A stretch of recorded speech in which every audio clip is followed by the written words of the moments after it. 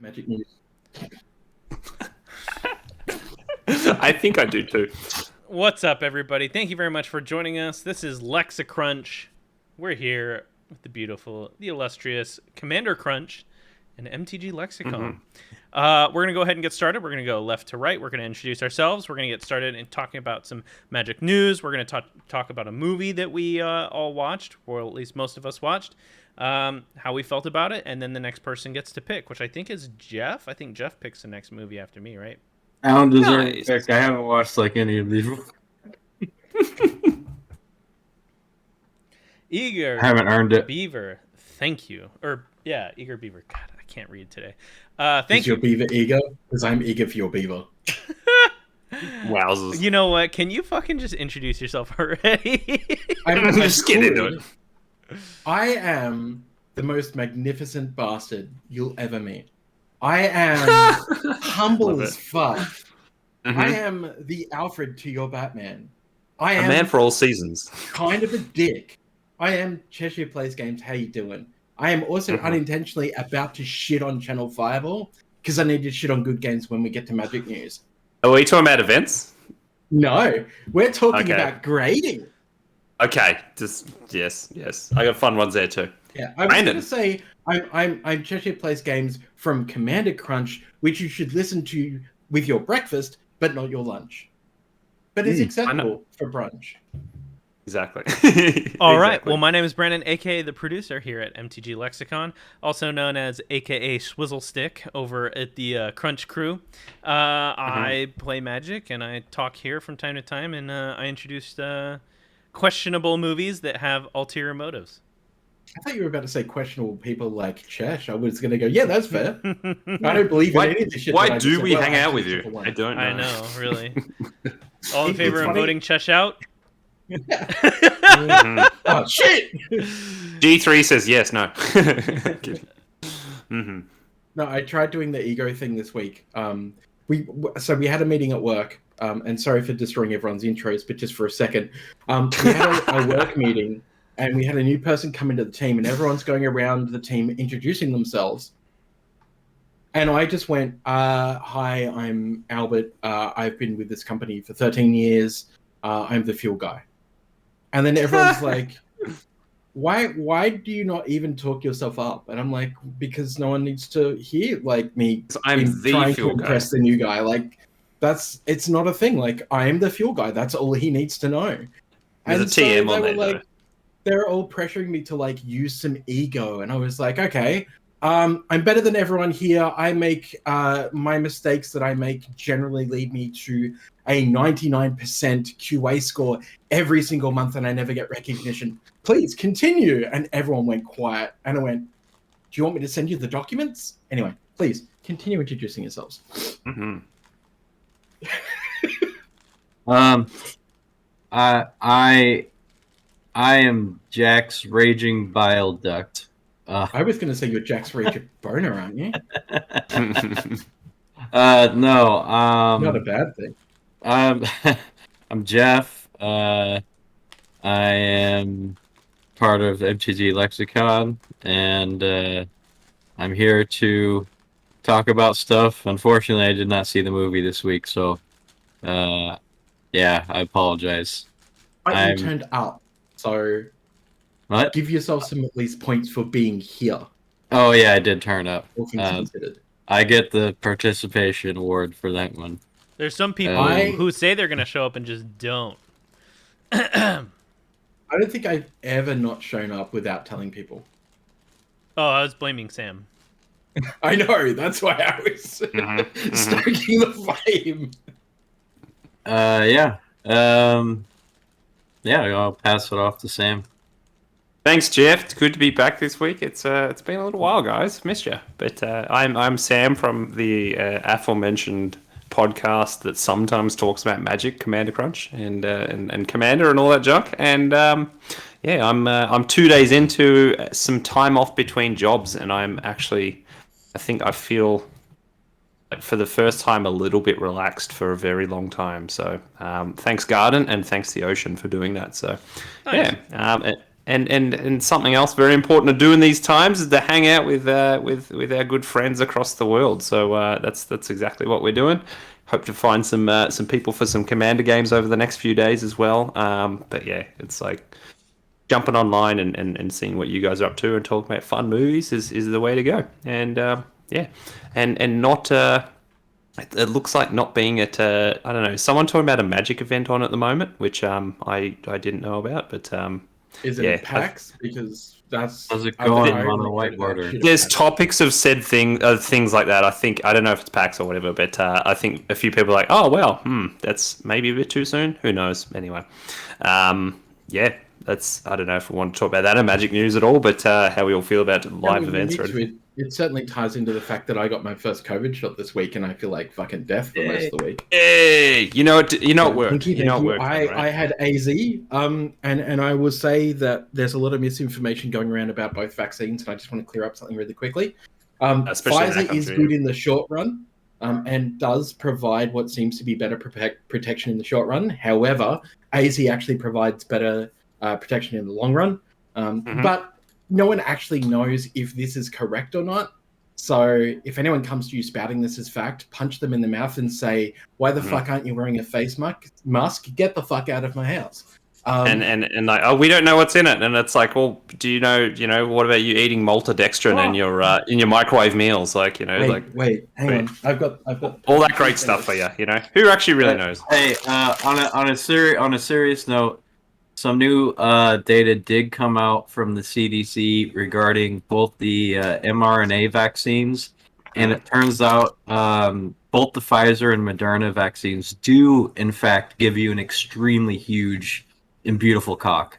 So if you get vaccinated and that's what you desire, then that's true. So go out and get. I don't need to worry about making my dick bigger, to be honest. It's big enough, so AZ's fine for me. Plus, I'm in the over 40s bracket, so We just need Pedro to market it and say if you get vaccinated, all your wildest dreams will come true. It's just because I blocked another 10 people from Facebook this week after I had my shot. Oh, good times. One of them decided to do the right thing though, and actually messaged me on Facebook going, you don't believe this will actually help, do you? Like, you don't know what's in it. And I was like, it'll help me not die, right? Like, have you had a polio shot? Well, you don't have fucking polio, do you? Because your parents probably fucking vaccinated you, you stupid prick. So, feel how you want about vaccines. That's your concern.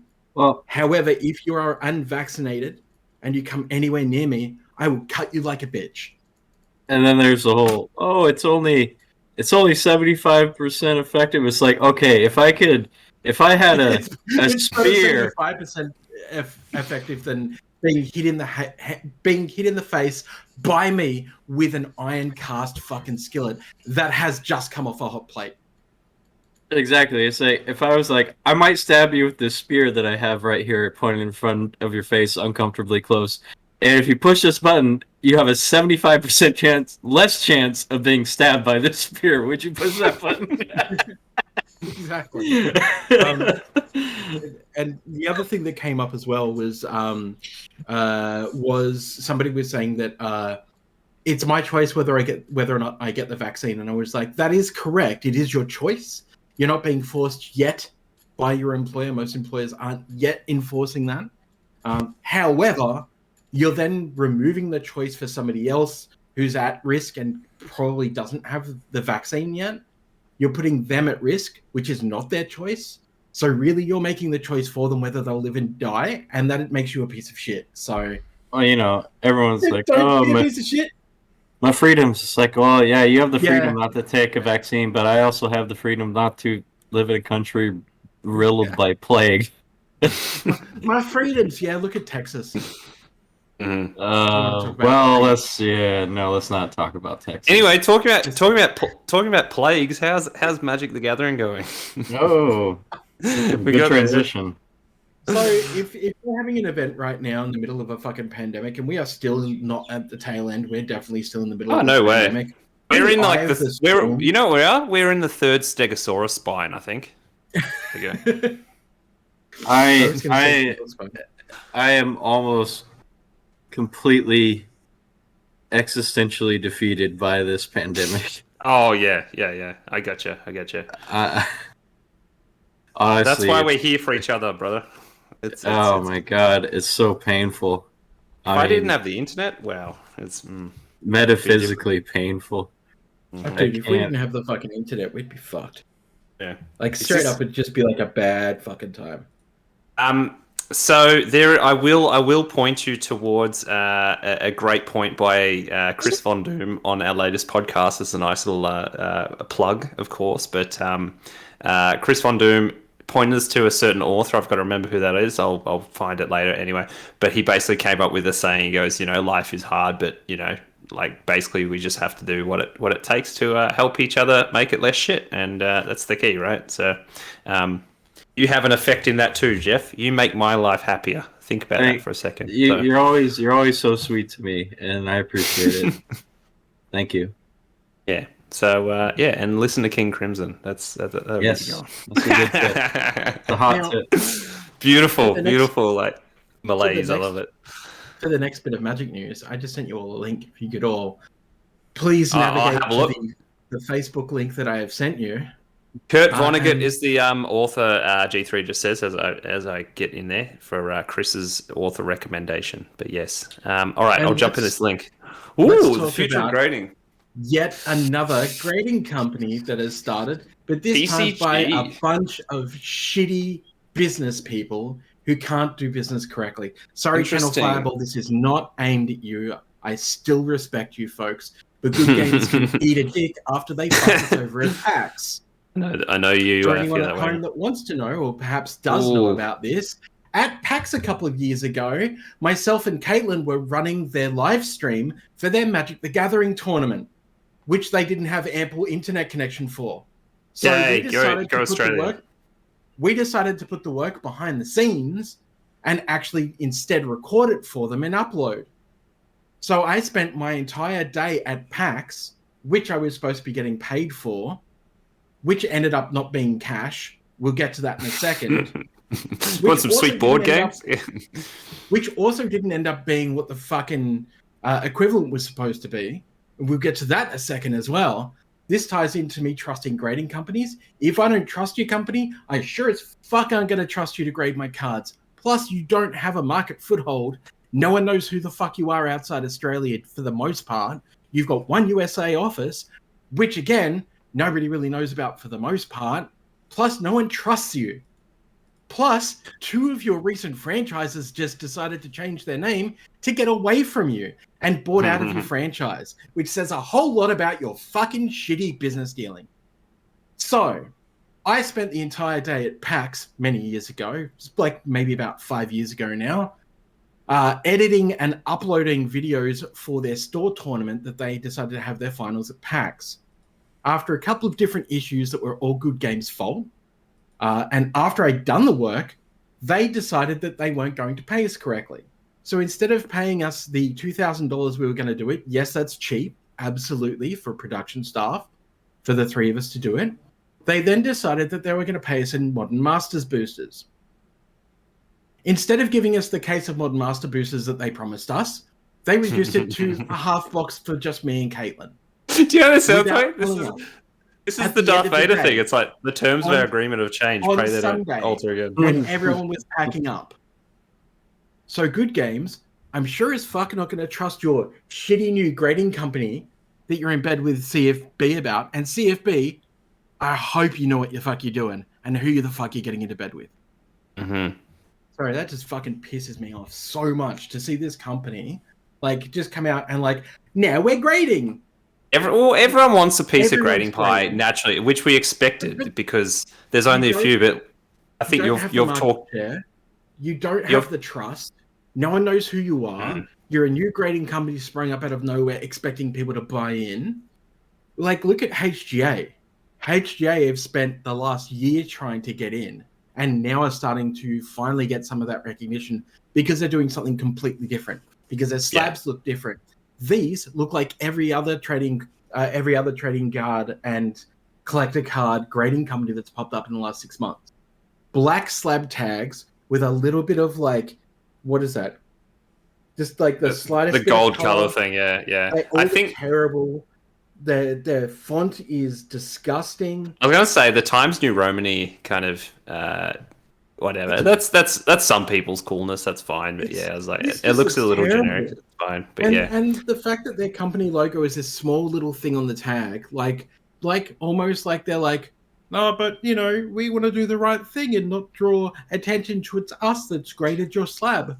No, I feel like it's entering a market now where there's a lot of people going, I just need to get it graded, and they actually don't. They're not as attached to the credibility of these like names or anything like that. Whereas I think when cards a few years ago were like, oh, everyone knows what's going on, and it's like, oh, you wouldn't trust it because that. But there's even things like the thing that got me this week, Chesh, on the new NBA 2K, on the My Team, microtransaction mode, which I don't usually play. But I can understand how it's addictive for people. You open packs and you add them to the team and all that shit. You can grade cards on the My Team. What does it mean? Absolutely nothing. You get slabs on the game, and it's like it's using a lot of this trading card vernacular to make it normalized and people know what's going on. And yeah, what a weird few years for the boom of sports cards. I can actually explain that. So here's a little known thing that happened many years ago between me and 2K, or at least with the Australian office for 2K, is that I was in talks with their PR team at one point to do a wrestling-based card game for them for a special edition release of one of the WWE games. I remember you told the story, yeah. Yeah, I think Sam knows about this. I don't know how many other people know about this. So myself and Mike Foley, not Mick Foley, Mike Foley, were basically working on the details for, a new card game basically based around wrestling, which he did before with WWE Raw Deal. That kind of went sideways, but the reason that they came to me in the first place is because of my trading card background and because a couple of them had bought into my wrestling dice and card game, El Luchador Fantastico Grande, and they loved it. And they already, at that stage, and we're talking years ago now, they already knew how that kind of niche of trading cards and niche of video games was not really a niche at all, and they were both heavily connected. Because you've got to remember that a lot of their PR people are actually just nerds like us. A lot of their PR people aren't just like the people you would expect in like a suit and a tie running around like using shitty corporate buzz speak. They're the type of people who came from content creation backgrounds, who came from game dev backgrounds, who have dealt with content creators or been content creators before. They've been writers and stuff like that, and they are fully immersed in everything. That's how this evolved to this point, because grading has become such a thing inside the sports card world, and now it's starting to seep into other games like Magic the Gathering and Pokemon, where it had kind of been there before with a lot of the high-end collectors, but not a lot of the outside collectors who have come in. And that's why this is now being incorporated, stupidly enough, in video games. Does it make sense? Fuck no. It's pretty wild. I was like, game. What are you talking about? It's pretty wild. Yeah, the funny part is, I had a chat with a 2K rep about this, and I was like, so because it's digital, are all my cards just going to get a 10 then? Like, what's the point? That's what I thought. I was like, it's very strange. It's like, how do you get a 7 on a digital card? And he was like, oh, it's no. a JPEG. Yeah. Yeah, he's like, oh, no. And I'm like, so how does it work? He's like, oh, it's complex. I random with algorithms. No, totally. I took great mirth reading that release this week, because I look to 2K I do look to it every year for the single player like simulation modes. I love those, but the microtrans ones are pretty interesting in that they kind of just like spend all your money in open packs and emulate real life dopamine hits, which is, I can't critique that in that it's effective. Of course it works. Anyway, we love opening packs, right? Yeah. Brandon, what did you have for MTG news this week? You had something you wanted to bring up. Chesh was saying he had something, so I was just saying that because he had something. But we've pretty much covered it, so. We've definitely covered it. Yeah, events, all that stuff. Crimson Veil's coming out, and the previews keep coming through. Look at them if you want, or don't. I think it's sometimes fun. You can make the case. It's sometimes fun not to look at a thing, and then you go, maybe you get your first pre-release kit and go, oh, cool, what's this? Because it's still cool. We critique product fatigue, all that crap, but there are really kind of well-designed things coming out as far as just interesting, the design part of WotC, all that stuff, I think, are doing still putting their heart and soul into this and doing cool things. So, yeah, next thing you know, we'll have new commanders to make, no doubt. So, that's definitely going on. But yeah, other than that, I don't know much else in Magic. If much has been on the kind of vernacular. I got nothing else. Yeah, good. Chesh? I've ranted enough that I've needed to rant about good games being a really bad business and fuck them. Jeff, any news? Oh yeah, I got some news. Is it going to be a fart? This will be exciting. So September is National Suicide Prevention Month. I just posted a whole bunch of links in chat for the Suicide Prevention Lifeline and the American Foundation for Prevention of Suicide with some prevention resources and suicide awareness voice of education, save.org. Things are like getting better, but not really at the same time. And it's really exhausting. If you or somebody you love is struggling, these are some good resources. You can always call the Lifeline, which I've done in the past, pretty recently actually. And it's just somebody, and that's all it needs to be sometimes. And it's good to show that you care. So yeah, that's my Magic the Gathering news for this month. Well, very, very relevant. Yeah. Thank you. And sorry getting all emotional, but there you go. I'll pass it off to you, Sam.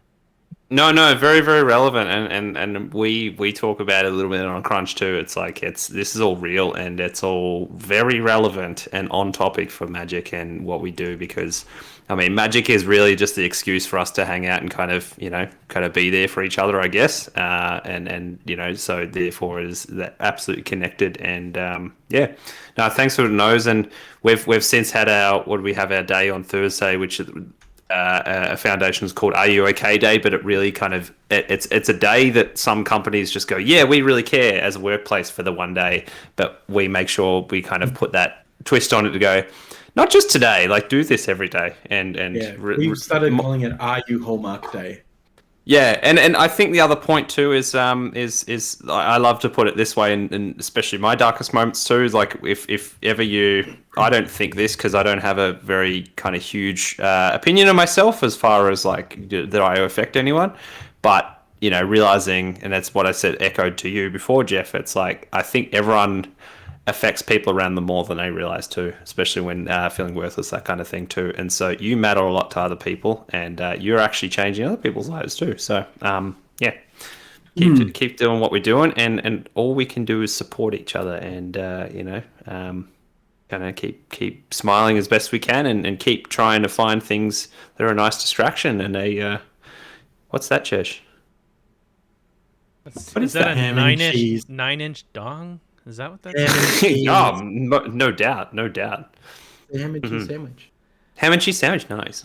Well, thank you, Jeff. I definitely appreciate it. And I guess we'll move on with the next segment. Yeah, yes. To movie time. I wondered if we were going to change the name of this to the LexaCrunch International Movie Club or something like that, because it's becoming that way. If we ever wanted to brand it as such for in the MTG Lexicon, or the Lexicon as it were universe, extended universe, Lexicon Cinematic Universe, maybe. Lexicon Entertainment Universe, there we go, at the LEU, if you will, and because this has very much evolved to become a movies are central, which I kind of love, which makes me very, very happy. But before we get into Little Monsters, anyone catch the Matrix trailer this week? Yes, trash. Was it time? Are we at the point where Neil Patrick Harris is just Neil Patrick Harris, and you can't see him as not Neil Patrick Harris, and kind of like goes? I think that's the point of his character at this point. Whenever he's cast as NPH, he's as NPH. Yeah, right. Exactly. So, yeah, it was interesting. And it was also my old man kind of not getting used to these things yet. Going, oh, so trailers have teasers these days. So there's a trailer for the trailer, and so I was ready. I was like, cool, let's watch it. And it was just the blue pill, red pill thing. They're like trailer Thursday. I'm like, okay, so there's a trailer for a trailer, and with the ever moving content cycle, people can dissect that 5-second teaser trailer and teaser really teaser liked trailer it. trailer. What, the trailer or the teaser trailer or both?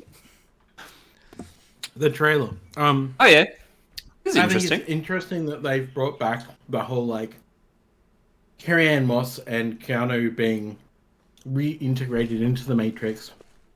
Oh, And so they Keanu don't know not each other knowing and stuff. Yeah. who he is Yeah. at all, or who Carrie-Anne Moss is, and the new kids coming in to like basically go, don't you fucking remember who you are? Like, you are the man. You're actually God, but you don't know it. Yeah.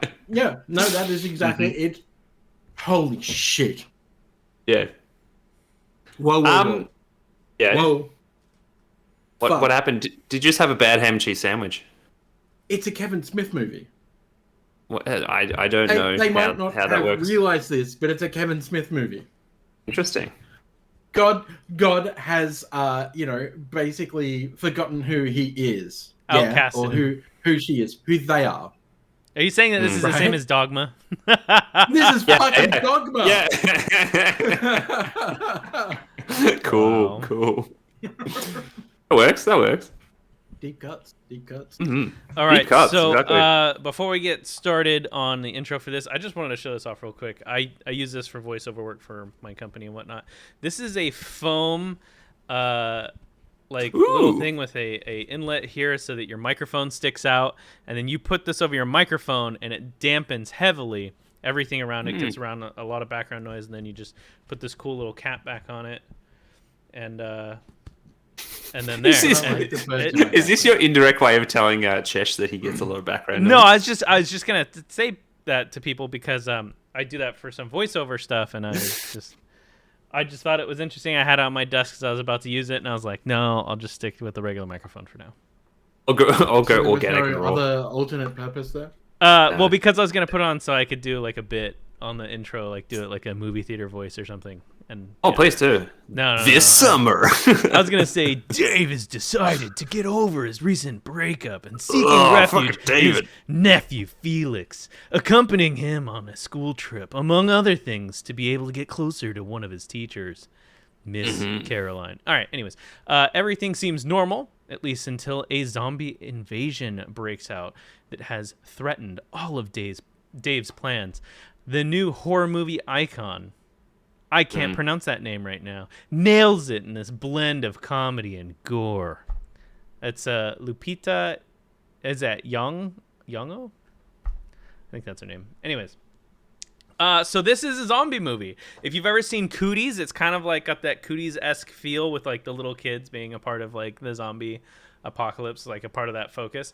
If you haven't seen Cooties, go check it out. It's a comedy zombie movie. Again, it's pretty funny, but yeah, so I really thoroughly enjoyed this movie. One of my favorite things about it is, they told the story that not anyone else was going to tell, but it was generic enough that you could have written any which way.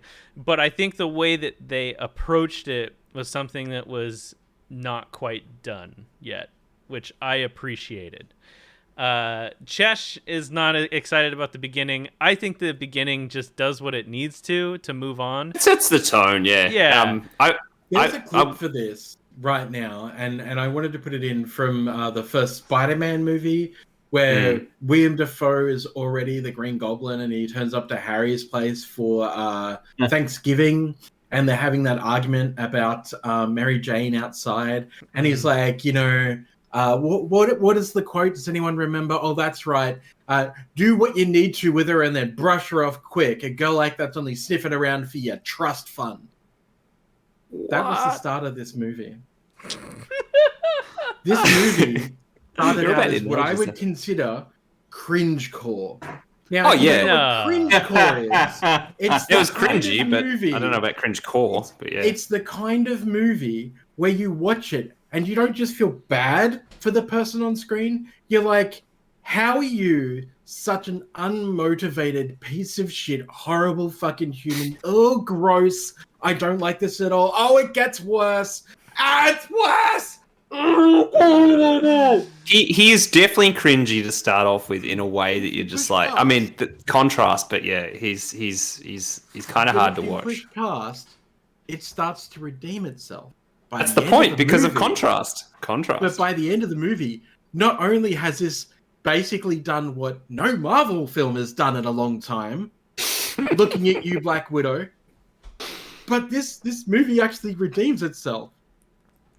The main character learns. That's the point. The main character moves on. The main character becomes better. Yeah. Most movies don't do this anymore. It's a fun, and it's such a like a small expectation as well. You're like, oh, it seems really obvious, but you're right. Like sometimes it's like almost been uncool to kind of for characters to resolve. Like it's like, oh no, they don't, because that's too cliche. It's like, no, we kind of missed that also, now. The masturbation joke really didn't hit right. No. Yeah. I'll think explain why. Because that was completely unnecessary. Like, I need to explain this because people who for it. haven't watched the movie probably don't know what the fuck we're talking about.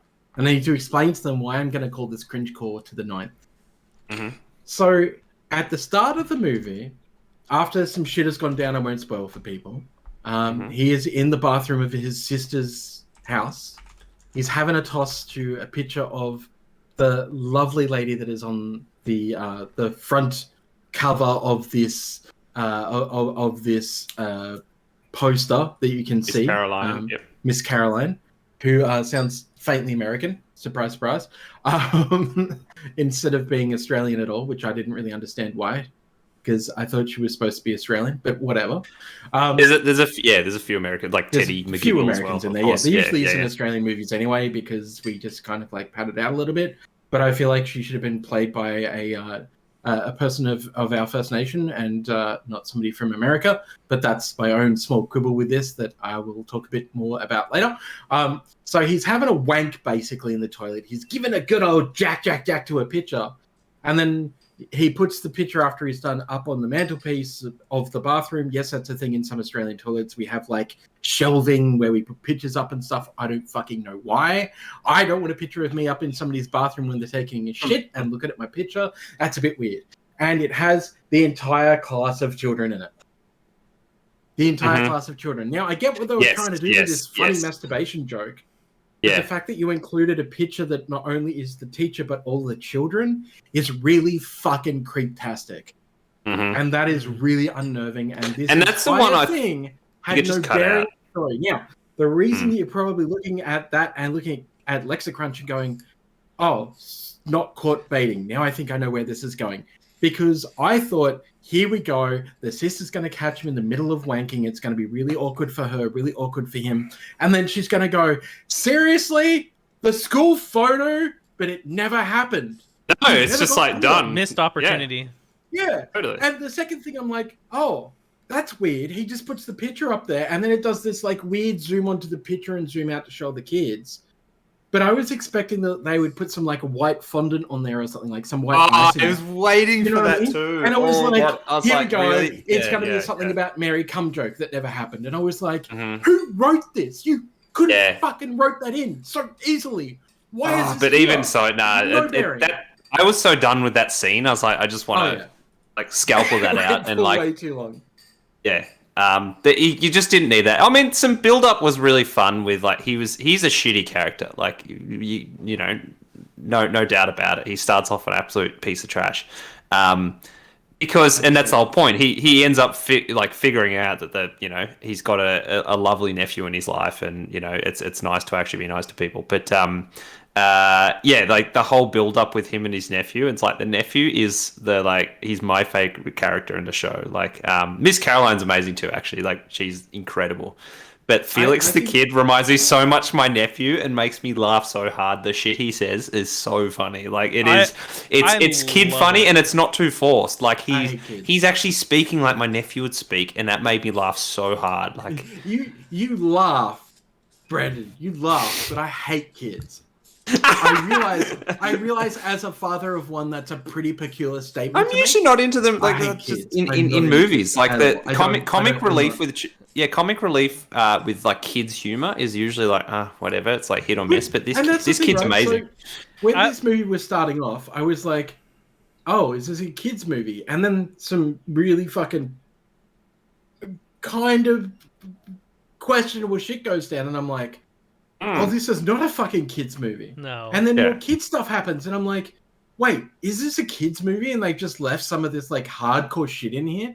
And then more hardcore shit goes down, and you're like, oh, this is not a kids movie. And then the fucking Americanized TV character comes along, and you're like, are you going back to like the Kidwell again? And then, you know, what's her name? Miss Caroline. Miss Caroline basically says like, hey, motherfucker, you'll be fucking cheery. And if you're not cheery, I'm going to rip your balls off. I'm going to shove them down your throat. I'm going to set you on fire. And I'm going to feed you to the fucking zombies. Okay, great. Excellent. Good job. I thought she was stabbing him at that point. Like, I thought she had like I thought that was like threatening, like, has she killed him? Like, is she actually killed him? I was like, it looked like she fully put it in there, but it was just enough pressure to not break skin. Yeah, so I will say. Oh, go for it. I was gonna say, here's something that was very nice about the movie and something I liked. Not only did the kids deliver solid like comedy during that, they actually understood it enough so that they didn't look confused when they were saying their lines. You know what I mean? And that's something you see in movies where the kids try and say something like adult or funny that, and it breaks immersion. And the kid has no idea what he's saying. Like it's really cool to see that kind of, I would say, scripting and acting in a movie like this where it is loose enough that even if they don't get it, they're convincing enough that they meant it. And that's something you don't see in a lot of movies either, especially for kids as young as they were. Like, those are kids. Like, those are kids, not like teenagers that look like kids. Oh, yeah. And I think with their prominence in the plot and everything, and why it is that whole protection story and that kind of thing, like their role there is make or break.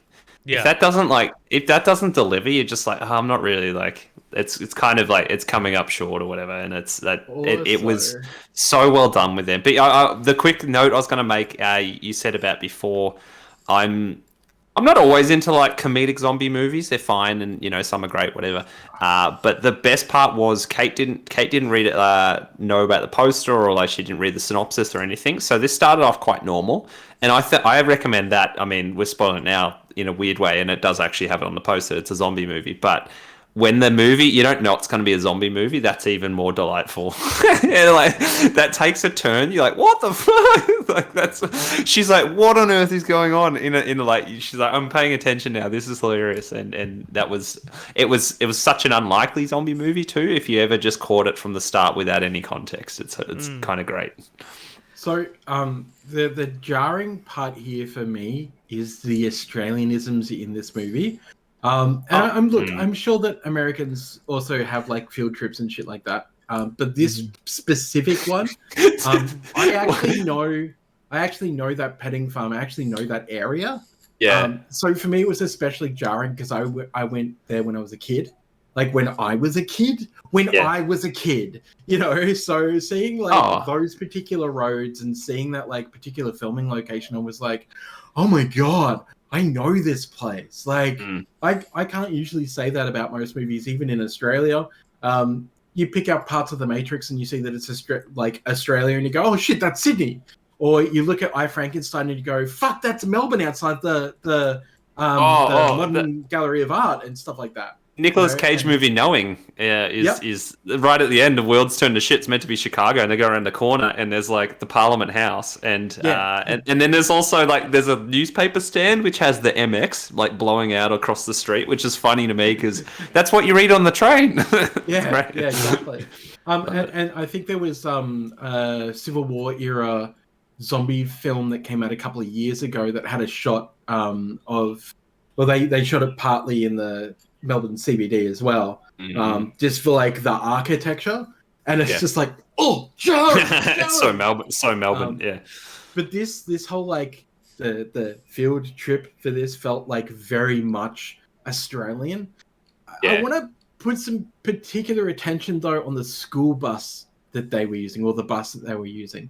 An Did older anyone one, catch that wasn't really an Australian old bus? That was actually an American old bus. Oh, yeah, I gotcha. No? Okay. I don't think it's... I don't think I recognized it as such because I I didn't guess even- maybe I I didn't see even- it so much. I just saw it as a Yeah, prop it's- too. I was like, yeah. It had little bearing on me as a viewer from America. I guess. Me too. So for those people who maybe are wondering, in Australia we have basically Warner Brothers Movie World on the Gold Coast actually lease out different vehicles from different parts of the world. They actually have quite a large selection of vehicles for hire for movie stuff, including a large range of American school buses and American police cars, which is funny because sometimes you see them being transported or driven around the Gold Coast, basically, like to locations, which is hilarious because they don't really like chuck them on trucks. They generally just jump in and drive the 2 hours down the Gold Coast, basically, from like where they're situated and where they're being kept in the hangars, all the way down to filming locations. So it's kind of fucking weird when you see like, you know, a Texas vehicle, like a Texas sheriff's vehicle, like those Forbies, like driving around on the Gold Coast, and you're like, what the fuck is that doing here? And then you realize it's like, oh yeah, that's right, because the fleets are here. So it's just one of those weird fucking jarring things. All right. So did anyone else, just as a side thing, did anyone else feel like all the American military were like just a bunch of fucking morons? you mean over the past 3 weeks? Well, I mean, there is that, absolutely. But what I meant was in this movie. Oh, okay. All right. Are they intentionally meant to be just like, hey, look, there's the soulless kind of military one. Meant to be soulless, but they're not just soulless; they're fucking stupid. idiots. Yeah. Oh, the bit of Like, it's like, all oh, just I can't shoot kids again. You know what's funny? You're like, oh, what? I've talked to a lot of people, like foreign, like people that I've met and stuff like that, especially in Hawaii, because a lot of them are just, you know, it's a blending pot of, you know, different cultures and people go there for vacation. Anyway, so I got into a conversation with someone, and they were from the Japanese military, and it was a very interesting conversation because the Marines are revered and the Army are disregarded.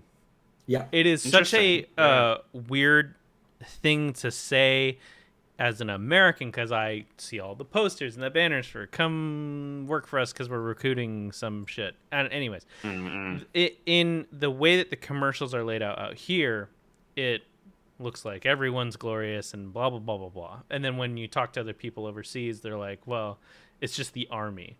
And then, like, in the same sentence, they'll be like, yeah, the Marines. You're just like...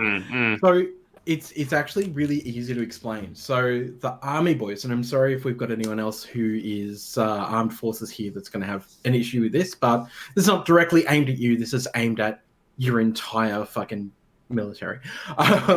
A lot of the Army boys that went around, and even now, were deemed to be less than honorable, because a lot of them were just like drunken shitheads, whereas the Marines, the rough and tough tumble Marines, were disciplined, and that is the huge difference. So a lot of the Army boys, especially back in the day here in Australia and especially in Queensland, that we used to have to deal with, a lot of the Army dudes were just always getting drunk and starting fights, whereas the Marines were drinking, not to get drunk, but they were drinking, but they weren't getting in fights. They were generally the people pulling the army out of fights. So, and that's why, because a lot of the foot soldiers would drink their cares away to be like, you know, everything's fucked. I feel horrible. I'm going to drink and be a piece of shit because I'm drunk. Whereas the Marines, generally speaking, I'm sure that they saw just as much action and just as much combat because they're not really like fronting it as much. Then they're not having to like kind of what's the right word I'm looking for? Justify their they're not having to like as hard up justifying that recklessness, because they're not like, you know, doing reckless things. They're not like charging head first. They're you know, all extremely disciplined, and you know, they're not in the thick of it. I would say calculated is a good way to put it. Yeah. So just two very different types of military. And to be fair, this is how it is perceived externally. Internally, I mean, I see posters all the time. I'm like, yeah, military. And I personally have not served. My stepdad served Navy. My great grandfather was a code talker during World War II, and he's got like several Purple Hearts and stuff like that. And so I have like military in my family, but I've never served. So it was interesting having this conversation with someone because I do know a lot of paramilitary and like other stuff, and I keep up on the news and whatnot. Anyways, I just thought it was very interesting on that portrayal of how other countries view our military, and it's always a lumped sum, but it's in rank of I guess branch, I guess is a good way to put it. It's like in rank of branch that people perceive our military outside of the United States, which is very weird.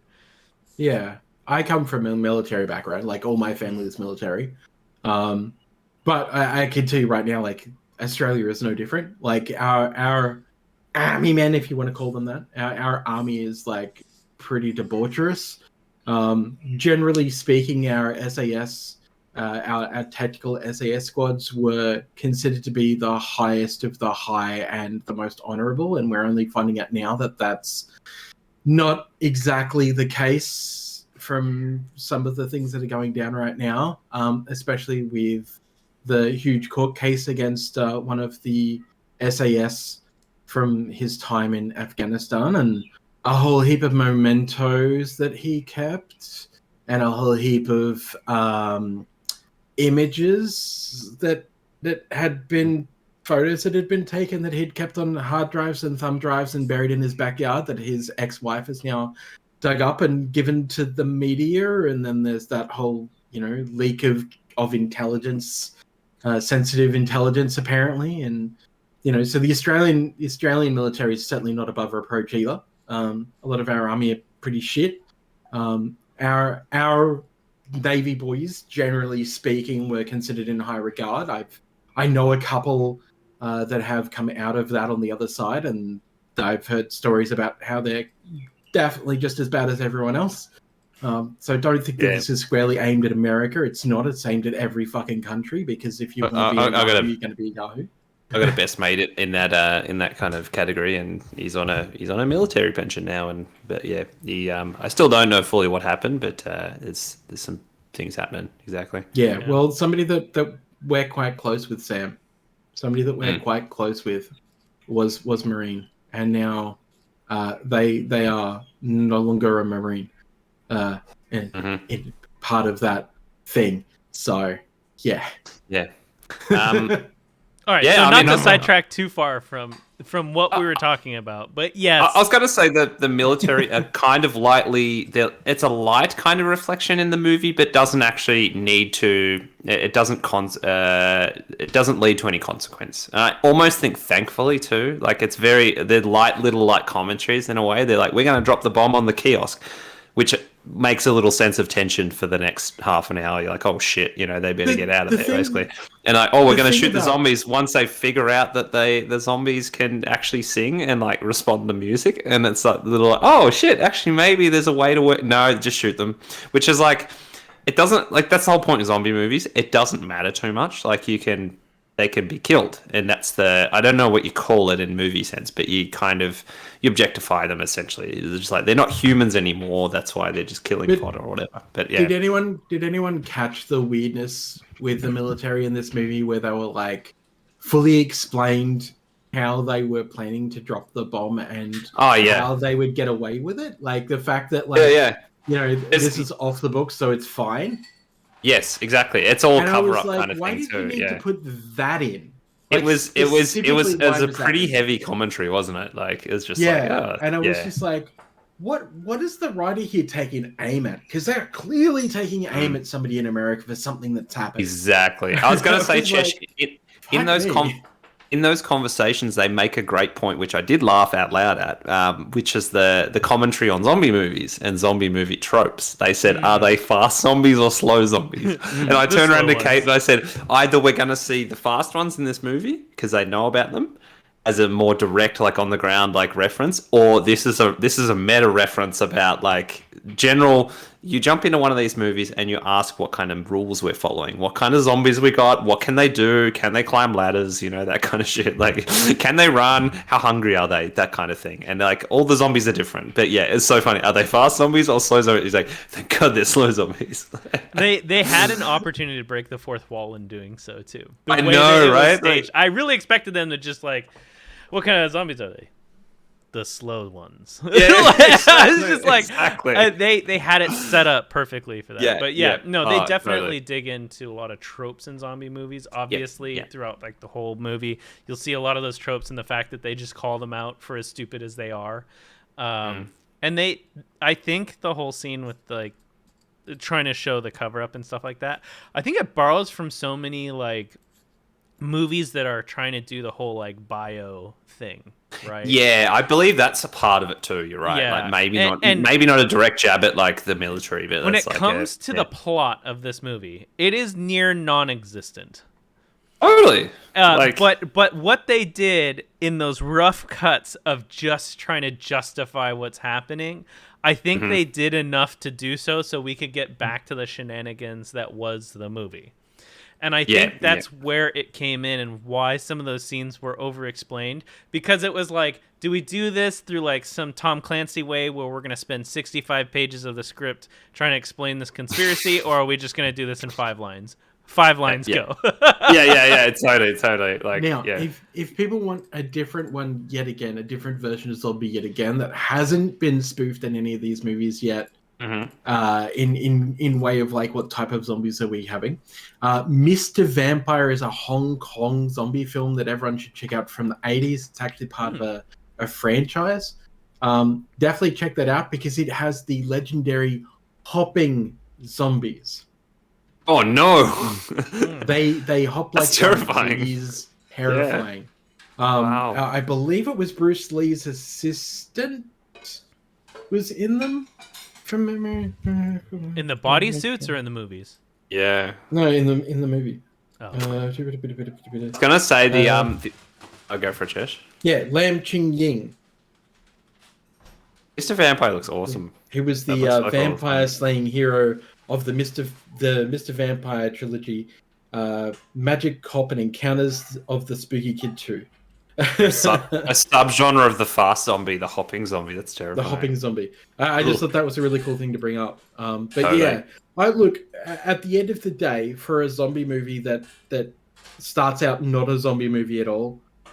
Because I also didn't read anything about this movie before jumping in.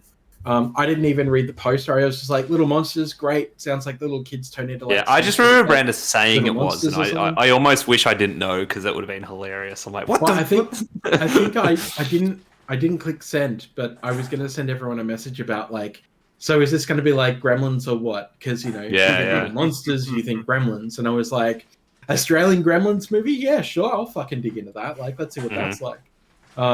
So the jarring part of this, starting with like, you know, Mr. Cringe and his cringy masturbation. I think they just doubled down on the cringe and like setting him up as such an awful character was like, it was almost, it didn't bother me that much, but it was like almost the point. I'm like, yeah, I get it. I wish he wouldn't. Yeah.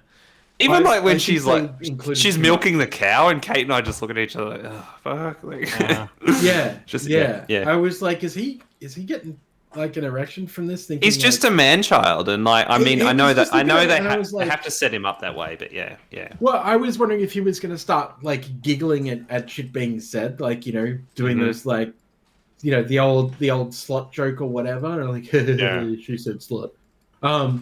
And just like the whole milking the cow thing, I'm like, is he just gonna like have an embarrassing boner moment? Is that like, are we Totally. are we there? Like, we've already done everything else. Like, I'm glad let's they throw in didn't an do that because they didn't embarrassing need boner. to. Yeah. Yeah, exactly. and I was like, okay, well, you didn't put it in, but you also didn't need this scene. Like, we already know how like uncomfortable he makes us. We've gotten 30 minutes of that already. Of like, how he's a bad musician who, you know, Oh yeah, we're a Christian rock probably band. fucking Yeah. left him because he's a piece of shit, because he's, you know, so egocentrical that everything is about him, and, you know, how he doesn't want to have kids because, you know, he's worried that he won't be a good dad, which he doesn't figure out till like much later, because the actual reason is just because he's a greedy piece of shit and doesn't want to have kids, which is, by the way, that doesn't make you a bad person, but it does in this context. It's that thing where he always changed the story about himself too, you know, almost defensively, rather than going, "Oh, I'm going to own it." So, or owning your bullshit, basically, is a good message there. But like the time he walks in with Felix, aka Darth Vader, and to see his ex-partner and the real estate agent, and gets his ass handed to him, which I'm glad happens, because it kind of like there's several moments where it's putting him in his place a little bit, including Miss Caroline puts him in his place a lot. So which is another point. I was expecting like some sort of dick joke. I was expecting we go, "Oh, guy, can you at least like put your dick away after you punch me onto the floor?" But they didn't, and I was like, I think that it goes to show that -year-old, or was it an adult? Yeah, I know, right? It goes to show that in that when he's arguing with his ex-partner, it's like he keeps going, just changing the rules about like, "Oh, but there's a kid here, don't do that," you know, and the other guy's like, "But there's a kid here, I can't believe this is going on." And it's like he changes his story and his stance based on what's acceptable, what's allowable, and like, you know, how dare you. And it's like that kind of attitude, which I think is actually quite well done to show that he's a shitty person, because he keeps changing his story in a way. Like it's just like, well, yeah, guess what, like you're kind of, it's like it's blaming everyone else basically, like it's realistically, but yeah, I'm glad it changes. You know, maybe a bit more redeeming by the end, of course, but we'll leave that to the viewers. And it was missing a Bunnings shot, so whatever. Yeah, exactly. All right. Yeah. This is unfair because Jeff hasn't seen the movie, and we've been talking about it for Sorry, almost Jeff. 45 minutes. So let's get past this, and then we can talk about other things. But really quick, I just want to say I give this movie a 7 out of 10 because everything about it I loved. How cheesy it is at the beginning. I still love it. I've seen a lot of shit movies. That didn't bother me. So I thought it was, you know, not great. But it wasn't that bad. The meat of the movie is phenomenally done. The character building, everything else. I'm sorry, you're incorrect. The meat of the movie is all of the people. Thank you. Oh my god. Sorry, the large half-eaten chunk of the movie. The survival mission, as it were. Yeah, totally. It's great. The character building that they did when it was about the characters was phenomenal, because I hated the people that you were supposed to hate, and I loved the people that you were supposed to love. Yeah. And including the kids entertainer. Like, yeah. Oh, it's like it's almost cliche. Like, I bet he's a piece of shit. And it's like, probably. But then also, like, you're like, oh, almost everyone's got their slippery slope. Like, why people are become certain ways, whatever. And he's like, I'm meant to be doing theater stuff, whatever. It's same with like, hey, the bully kid. You know, I always like to say that kid's probably coming from a place at home that like everything comes from somewhere, and like probably coming from a place at home he's treated like shit, and that's why he treats all his like friends in the classroom like shit. Like, you know, like it's kind of sad when you think about it. So yeah. Are we going to do putt golf? I give this a 7 out of 10. Chesh, what do you give this? I want to go to Sam before me. Oh, cool. Oh, wow. Yeah, like I say, I think a little bit lingering on with how cringy he was at the start, but then he started to make some funny jokes in a way that is kind of connecting with Felix, and it's like, oh, awesome! You can kind of empower this kid and actually be an awesome figure for him. Kat Stewart's amazing. She's not in the movie that much, but as in Felix's mum, she's an awesome actress that is really highly regarded around here for a lot of theatre work as well, that kind of thing. But yeah, Miss Caroline was amazing as like the true hero. She really was, and like when she goes all zombie slayer. But like I say, Felix is probably my favorite as the kid. He was so funny, and especially like the audible laughter when he jumped in the tractor as Darth Vader and started mowing down like the whole farm. Like it's like we lost it. It was like that's the cutest thing ever. So I had a generally good fun time. I didn't expect much out of it, and that's the best way to go about it. It's not overly complex, that's the point, and I also don't usually go for these kind of, you know, zombie comedies, but it was refreshing. It really was. And there's plenty of like little Australian humorisms in a way that I thought about myself when I was as a kid, as in like, you know, kinder or like grade 1 or whatever, and it felt like that a little bit too. And so I had a smile on my face at the end, and it was like quite well executed in my opinion. It's not going to be everyone's cup of tea, of course, but I give it 7 out of 10 green frog backpacks. All right, Chesh. I hate Josh Gad. What? Which one's that? That was Why? the fat American guy in this. Oh yeah. He's a piece of shit. Okay. Not outside of this movie. I'm sure he's a fine comedian, but in this movie, Oh, his character in the movie. yes, Yeah, character in the yeah. movie. Got it. Okay. really fucking bad. as Teddy okay. McGiggle. Yes. So, I want to start off by saying that this was where are you? This is written by Abe Forsyth. Now, if you don't know who Abe Forsyth is, From Australian he's dramas. confirmed to direct the next installment of the RoboCop franchise. Really? Titled RoboCop Returns. Yes, absolutely. Shit. That's wild. Abe is 3 years my junior. Yeah. And I want to know. point this out because I'm going to sit here and I'm going to do this thing. At the start of this movie, as previously mentioned, there were several things that you could have done to make those scenes less creepy and more funny from a comedian's point of view. Which, at one point, I did stand-up comedy because I liked comedy. This wasn't as funny as maybe you had intended it to be. Instead, it was fucking creepy. So, I the think first 30 minutes those ones were just they just like alienate people. That's unnecessary. You take out a big chunk of the audience, just by those few things. But yes, sorry, Chesh. Yes, exactly. Fucking creepy. Yeah. So, having the first 30 minutes being explainer on how creepy and shitty Dave is was 30 minutes too long, right? Mm-hmm. We only needed 10 minutes to figure out who this guy was, and that was the 10 minutes introducing the character of Dave and his ex-partner, right? When they're fighting about muffled fighting. You don't really get a good idea of what they're actually fighting about. They're just fighting about shit, basically. Mm-mm. But you could have written that to be like fighting about how Dave is a bad musician, how Dave isn't contributing to the household, how Dave, not that Dave forgot a birthday because, that's one of the most tired fucking gag stereotypes that we've seen forever. And writers, please stop being fucking lazy because, she doesn't care that he forgot her birthday. Because trust me, she doesn't care. She doesn't. She just wants that person in her life. It has nothing to do with like, oh, you forgot my birthday.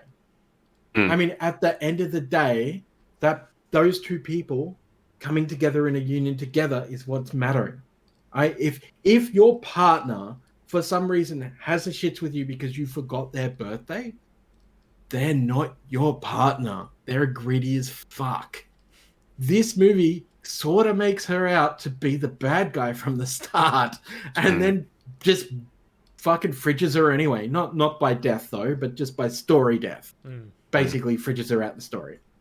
Now, the second part of this is where the movie actually starts to pick up after that mark where he's already gone through the loss and grieving stage and now he's into the I want to have sex with Miss Carolyn stage. Which is where this movie really starts and really starts to pick up on showing not just the fact that he is still garbage, which we know, but then starting to show the cracks in how garbage he really is. And the fact that Miss Caroline's actually bringing up all the shit that you need to know, which means the first part of that movie doesn't need to be there. The fact that she does talk about when they're trapped about the ring and says, well, I actually haven't been with this dude for like 3 years. But, I keep it on so that dads stop fucking hitting on me because they hit on me all the time. Because he did. I'm actually single. Yeah. Because you'd be surprised what fathers will do to try and get into my panties. Now, I'm going to give this a 7 Bunnings out of 10 because there's no Bunnings in this. But I'm amending it to a 6.5 because they fucking name drop Hanson. You fucks. Yeah, they did. And Neil Diamond, I'm fine with Neil Diamond. I mean, look, I listened to Johnny Cash. There's not that far a separation between Johnny Cash and Neil Diamond. Let's be honest. As much as I want to tell people 20 years ago that there was, because I was a little goth kid. And Neil Diamond, like what are you talking about? Just because they're both country. Neil Diamond does have some creepy songs, but Fuck Neil whatever. Diamond. Old man these days. But generally speaking, at the end of the day, I think this movie is extremely watchable. But I think this movie feels very long because of the way too long a start, which feels more like an hour it's probably actually only 20 minutes. But I feel like it was 35 minutes too long at the start when it was just like, here's all the creepy shit that Dave gets up to. And this is how shit Dave is. And, you know, Dave stands on a street corner all day, like playing his guitar when he can't play, which we clearly find out later on in the bus that he can actually play. So why is he playing so badly on the street? And I get the whole like angle that he's, you know, that he thinks the world's against him and that he feels depressed and, you know, he feels like he's been slighted by everyone because, you know, his ex-partner is now like sleeping with this bald real estate guy, which is more a tell on the writer's insecurity about masculinity. Don't get me started there. I don't want to go down that path. Because, wow, interesting. Go down there. Interesting. Oh yeah. There's a lot of little things like that makes me look at the writer and just go like, dude, you probably need to go to a therapist and have a bit of a chat about some of your issues, because there are clearly issues here. Again, as I was saying about the comedy, missing certain beats there with the masturbation, lol. See what I did there? Beats masturbation. Missing a couple of little gags there that you could have done to lighten the mood rather than make it more serious and weird.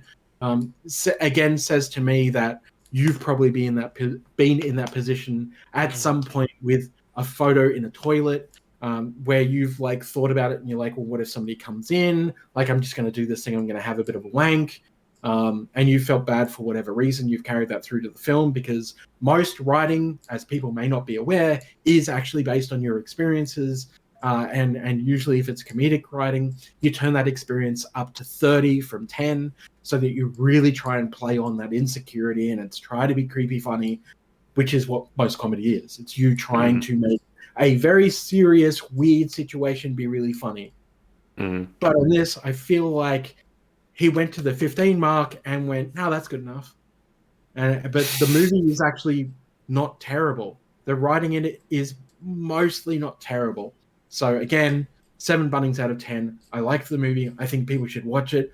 Just be aware that if you make it through the slog of the first half of the film, you'll be rewarded with the second half of the film, which usually if I was watching this on my own and not for this, I would have turned it off halfway through going, I don't need to see this shit. This is boring. Yeah.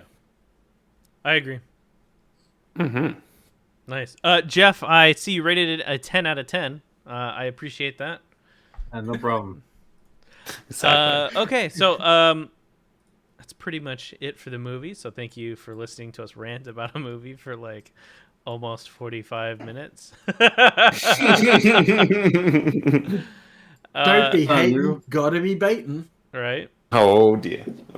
That being said, we're at an hour and 12 minutes so far. So it's up to you guys if you want to stick around, maybe have another conversation about something else, or we could start winding it down and look to head out of here. But just got here. Joel just chimed in and is like, why are we having a wank? Why does chat say emo only chat? I don't know. Someone must have enabled that. I don't know. I don't know. Yeah. But you can still type, which is weird, so I don't know. As far as stick around for games and stuff, I know a few of us wanted to go get something. Emo only chat, yes. Go get something to eat or something and or drink, and that is cool. I've got gardening to do, but I guess what's the middle ground there without doing a full Jackboxing? Maybe we do first off, we should decide whose movie is next. Yeah, and discuss that. Actually, it's a good point. I believe Jeff is next for the.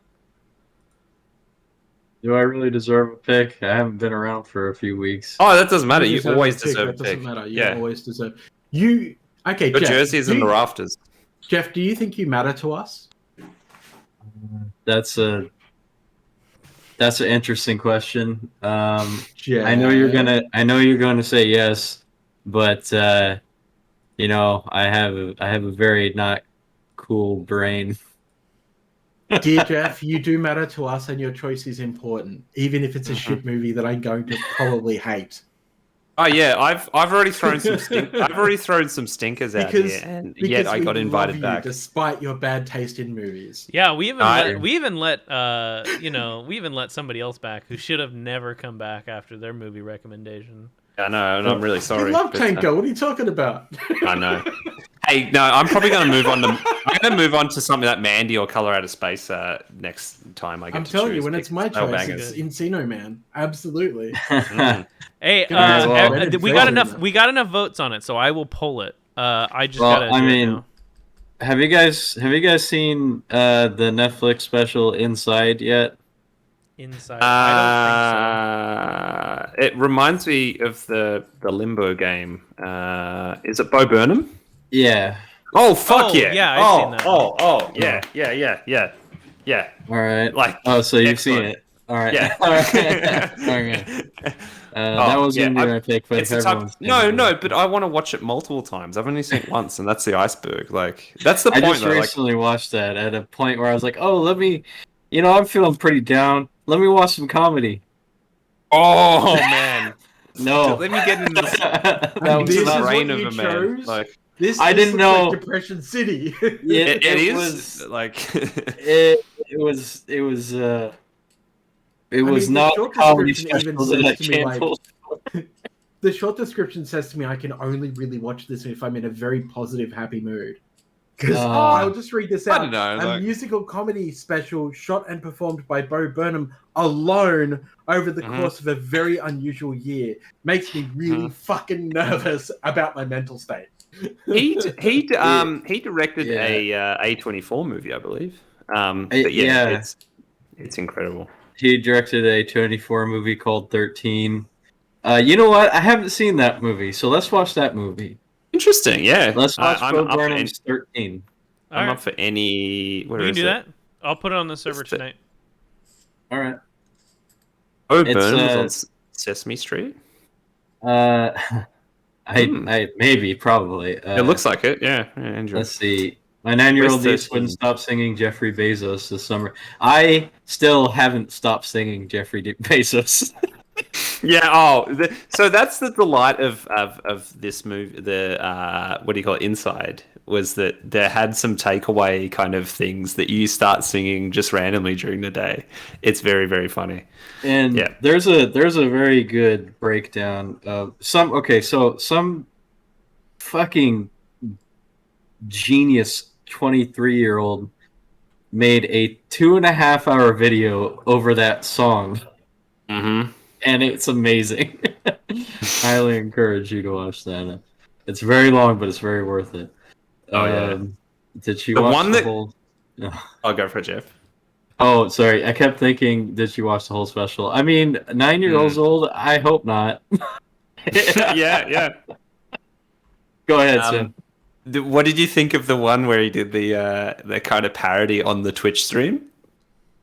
I liked it a lot, but it was also very uncomfortable. Oh, most of the stuff is because it's so real. Yeah. Oh shit. Yeah, and it goes like he's got this. It's commentary like we're all this. It gets kind of recursive where you're watching people react to them watching. Oh, that was that was so well done. That was so well done. But like, exactly. It's like, oh shit, this is real. It's like a house of mirrors of reaction videos, and it's very uncomfortable to like actually put it into perspective. Like, what are we doing here? Yeah. But there's a lot of Chesh, I would recommend watching Inside, but it is very depressive. But it's heavy, man. Like it is heavy. Yeah, it's heavy, but it's very good. The commentary is not played out or like, oh, we're going to talk about this. It's very from the heart and genuine and relatable. And it hit me at a time where I probably, I don't know, needed it most, but also did not need to see that because it just made me like spiral out of control. That's hard. Yeah, when like your kind of thoughts of reality and stuff is like, oh shit, like all this like internet culture, like, oh goddamn. And I think more than anything, it shows he so transparently expresses the whole thing, and I think that's it. He expresses that ebb and flow of like the days you wake up so positive and inspired, and then the days where it's all too much and it's depressing. And it's like he set out to make this thing. He's like, it's gonna be awesome. Then that expectation is like, fuck, why am I only halfway through and it's been like a year or whatever? Like he's just like he very openly and transparently expresses his descent into, you know, his own psyche and how he's having a really hard time, and it is a masterpiece in my opinion. It is. I think it it's really amazing. Is. Like it really is. It's impressive that it was all done by him. I think one guy did some mixing, but everything else was done by him, which is incredibly impressive. Oh, and the production's amazing. Yeah, he did a great job. To tag on, so the next day, I don't know if there's any anime fans around here, but I watched. Brad. I watched. Brad is not an anime fan. No, so, I'm not a fan. So, I am one with anime. I watched Thrice Upon a Time, the last Evangelion film, and oh shit! Holy shit! You're really like watching all the sledgehammers at the moment, Jeff. What? Yeah. It really was a sledgehammer, but it was like Bo Burnham's Inside was just like terrorizingly depressive, and for me at the time, and then Thrice Upon a Time was I don't know how to put it into words. It was it was hopeful, and it was like it was such an artistic statement from the director of the series as a whole. It was a lot, but it was good in a way, and it was very much like a huge release because I grew up with the series and I'm a big fan. So, and it makes sense why it's called Thrice Upon a Time, because it's like the third official ending of the series, and it's like a more realized version of the director's cut, if you remember that ending. I'm not spoiling anything, but it was a very well-deserved ending. It was better than End of Ava, the movie that broke everybody's brains when they were teenagers. Still breaks my brain today, but it was like if you're a fan of the series and you know anything about the creation of it, and you grew up with it, this is the ending that everybody deserves. It's the best ending to an anime I think that has ever been made, period. And it's going to be I don't know. I don't see anyone topping this. I just can't see it. It breaks all the rules. Ano breaks all the rules. That's just what he does. He uses the medium to not only tell a story, but it's actually send a message that's not only personal to him, but for you, the viewer. And I can't say enough good things. It blew my fucking mind how good this is, and on all levels, not just visually and narratively, but also just anime doesn't do this, you know, like and this one does. And I don't know. Just go. You have to watch all four. Just watch them all in a fucking row. It's like 8 hours. So just do it. That's I'm what I so keen. I'm so keen, and it's like I'm really in that mood too. And like you say, it's in a time where you can feel a bit more that you want to touch onto something more visceral and something deeper. And like you said, I learned the most about Hideaki Anno from the little documentary thing about Hayao Miyazaki and how he got him to do the voice for the lead in The Wind Rises. And he said they've been friends for years. And then I really kind of went down a rabbit hole to learn about where Evangelion came from. And you could that is one of the most plugged into that guy's brain, you know, the dark places of his mind thing, and his challenges over the years. And he's been very open in expressing them, and why that is one of the most powerful things you could ever watch. And then of course then the ups and downs, like, you know, something so direct from his brain, and people are, he's genius. And then, which one was it? Death and Rebirth or End of Evangelion? Everyone's like, that was awful. And like, what the fuck was that? Well, like, you know, it's because the original series ended on a very cliffhanger note, which it could have very well just ended. And it's when the Ava series all get together. and are Yeah. flying around in a circle. And that's not too spoilery if you've never seen it. But that's where the original series ended, period. And his fans were so upset by this ending, and the fans of the show, they started sending him death threats. And he used the image printed out in digital images of those death threats in like a flash in the scene of End of Evangelion, which is that movie is just like a huge middle finger to the fans and the characters and himself in a way. It's just a brain-breaking, horrible, depressing experience, and it's great. And then the director's cut, he's like, "Oh, wait a minute, actually, I'm gonna get back on my meds and let's actually end this in the way that I intended to."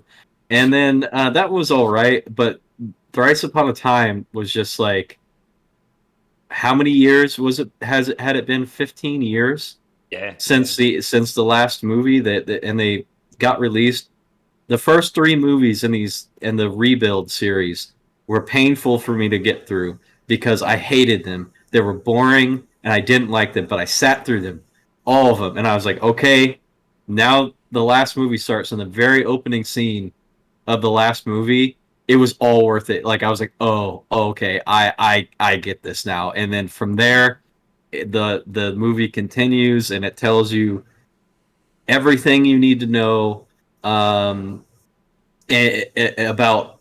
basically why they were made and what's happening, and then Anno's final statement about the show, and it's fucking glorious. It was. It really affected me, if you couldn't tell, but it was just like that. It was right after Bo Burnham on a week that I was sick. I was dealing with some very unfortunate thing that happened at work. And I had a very, very emotional break, and I'm still kind of like coming out of these weeks of just total disassociation and like not feeling like I'm real, and just like my a good friend of mine is a coworker. Something unfortunate happened to him as well, and I've been talking to him. It's been a really fucking rough couple weeks, so I really appreciate you guys being there and talking with me and encouraging me. But I did need that time to just fucking. I'm still kind of going through it a little bit, but eventually I'll come out of this. So I'm sorry to be selfish and talk this much, but it just, man. Oh, you're good, brother. I'd feel bad if we didn't let you at the end, because it's and it's not about us letting you, or just like make sure there's space to kind of talk about something else, because we talked about a movie that we didn't get to watch with you. But it was fun listening to you guys talk. But let's serious. It's always a good time spending time with you guys. If you guys want to play Jackbox, I'm down for that, but it's up to you. Well, we're at an hour and 30 so far, so let's do a check around the table. Chesh, what are you feeling? I'm feeling I want to go and have food. All right. And then we could. I'd be down if even G3 or Joel wanted to join us as well. Okay. Well, let's see. G3, Joel, or anyone else who's here with us. How do you feel about joining us for some Jackbox? If you're available or down, let us know. If you're not, let us know anyways. My camera's going spicy. I almost gave you a Joker. Yeah, no, I was almost there. I can do a little bit of a Goblin game while we're doing it, as I riffle through some records I bought this week. Actually, I have a Goblin gang because I got it because I thought it was cool, and I'm a huge fan of pencils. And it subsequently blew my mind. Okay. So Brandon, pencil connoisseur. I know. First of all, we're doing a D&D thing, so I got a leather cover for a moleskin for me to take notes. And then what I've been doing... Ooh, nice. I took a snapshot, and then I'm adding, stuff and things to it, and then like a quick character guide at the back for probably most common spells that I'll use. So I got stuff in the back as well. Anyways, got this leather cover. It only costs like $20. And it just sleeves right on. It feels really nice. Love it. Okay, so on to the nerdy part of this. I got this. I don't know if I was gonna say, is that an actual D&D like book? Like, no, it's not. I just is made it? it You that just way. put the sheet in the front. Yeah. Gotcha. Okay, so this is a solid cylindrical metal. It's like aluminum pencil. Now, what's sick about this is it uses this metal ring like a mechanical pencil would push stuff around. So you can just take this thing and just slide it about. And what it is inside this tube, there's your lead bit that's just it's a 2H lead bit. And then there's a little metal sleeve right there. So I'm going to unscrew the top, which kind of cinches it down. I'm just going to move this magnetic thing, and you can see the lead coming in and out of it. I'll put it against my skin so you can see it. So I never knew I wanted this, but now I do. And so here's a nice thing. This is actually like number 2 pencil. And so all you're going to do is screw it to lock it in. And then the tip is ready to go. And it comes with like the world's tiniest like sharpener for the tip if you want to make it like super sharp. But I prefer number 2 pencils, and the way I write, because it's at just enough of a slant, if I write while rolling while I write, it actually just stays sharp indefinitely.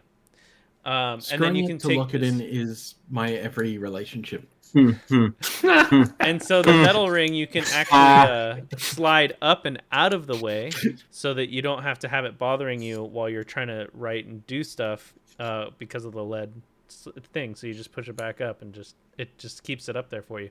They also alternatively have an anti-rolling ring that's got divots on it to prevent it from rolling that you can swap out with the original ring that they gave you. So this, and I love like classic wooden pencils. I absolutely love them. This has blown my mind and has absolutely sold me on I need this in my life because it's a because I've never been a fan of mechanical pencil. I've never felt they felt the same exactly. And like you they're just take it and you can just slide it out as far as you want to go or all the way back, and it's magnetic, so it'll always catch it, which is it's just so sick. I didn't know I needed this until I got it because I wanted a nice pencil to write the D&D quest on, and I found this by accident. And I fell in love with it, and I just fucking love it. Love it. So yeah, that's my goblin. I was going to ask Brandon to the end of that too. So with the D&D lexicon thing happening and everything, did that start last week or is it next So we did week? our session 0 last week, which is getting prepped, getting ready to go, and then this week talk show, next week D&D. The week after, talk show. So we're going to oscillate them back and forth. And not only it gives us time to actually maybe possibly semi-write this together and maybe produce more content. Who knows? Love it. But yeah, anyways. Super keen. Do you want to give us a quick rundown on your character? Because I'm fascinated by what people make in D&D as a relatively newer player. All right, I'll give you guys a preview because I did a ton of research on this. And I love it. I got like actual multiple pages that I've actually written out with the pencil. Joel and I had a chat about this, and it's like I had one, and they're like, "Oh, write your backstory." I'm like, "Okay," and I went, "Wait, like I just thought it's what you did," and like I had a few pages, and like some people didn't even write one really. I'm like, "Oh, I just thought that's what you do," and he's like, "Yeah, we do this. It is the same. Like it's so much fun. Like it's the best." Instead of making a backstory that's just like 100% bullshit about, origins and stuff like that, I actually researched heavily my backstory to make sure it's historically true to the rest of the realm, which was actually interesting. And I love this shit. It actually forced my choice of my character after doing the research on it, and I was 100% sold on it. And yeah, so just so you know his name, I'll say it in Elvish because I had to look up Elvish in order to write this. Love it. It's Nim I Funime Rutan Lapis O Opliet Eloroth. If you want him, come and claim him. Yeah. Oh, that's okay, so what this translates to is I'm the Joker baby. But there is some subtleties that I had to replace. How dare you? So Ni'im is I am, and I is the, and then Funime is actually funny man because there was no word for Joker in Elvish. So I use funny man. Funny man. And Nurutan is the reference to the person, and then Lapis is baby. And then the O afterwards is the house title for my character. So I'll get into that here in a second. So anyways, the funny man. I'm the Joker baby. I've got this whole entire thing, but okay, long story short, because it's going to take forever to go through this. I am a sun elf of 123 years with partial braids to keep his hair out of his face. His skin is a dull gleam, revealing various shades from brown to bronze, especially as the light streams across his skin. He has silver eyes and something only seen in imagination, capturing all the color around them and reflecting it back. His eyes lit off a menagerie of colors, like seeing into the night through a festival of a small. It's like color out of space. Glass. Yeah. And then color you've never seen before. Right. Anyways. And then. I wrote a dissertation on my character's backstory. Yeah. Right. Anyways, much. It says. When everything's said and done and the light goes out, his eyes radiate like two small moons in the cloudy night, capturing even what little light remains. He stands at a stocky 5'6", or should I say stocky for an elf. Mm-hmm. And then here's the actual backstory. That's just like a character show of whatever. Oh, man. Yeah. It actually gets interesting. So I'll cut to the cliff notes because I wrote Deep a lot. Please. Okay, so his origin is he's from the House Elaroth. Now, House Elaroth in the realm originally started out as a prestigious high elf house and was corrupted over time by demons and fiends. And say, do they like a little bit of necromancy on the side? It sounds like it. Chaos more than necromancy. Okay, cool. Anyways, so in this house, as the elves were slowly corrupted, looking and seeking for power, they turned to another house called House Dlarguth, which produced what was uncommon at the time, something that was like an abomination, and that was a sun health and fiend crossbred being, which later was called Demon Fae, and it's like DEA instead of DE. Like demon. Yeah.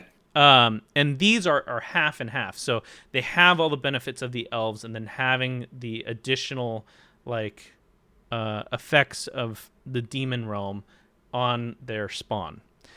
So this lady, her name is Saria Dragosleth, whatever. I can't ever pronounce that house name. Okay. Saria from Zelda. Yeah. Anyways, and she takes over a segment of the realm which is kept by elves who look to protect the land of the ancients.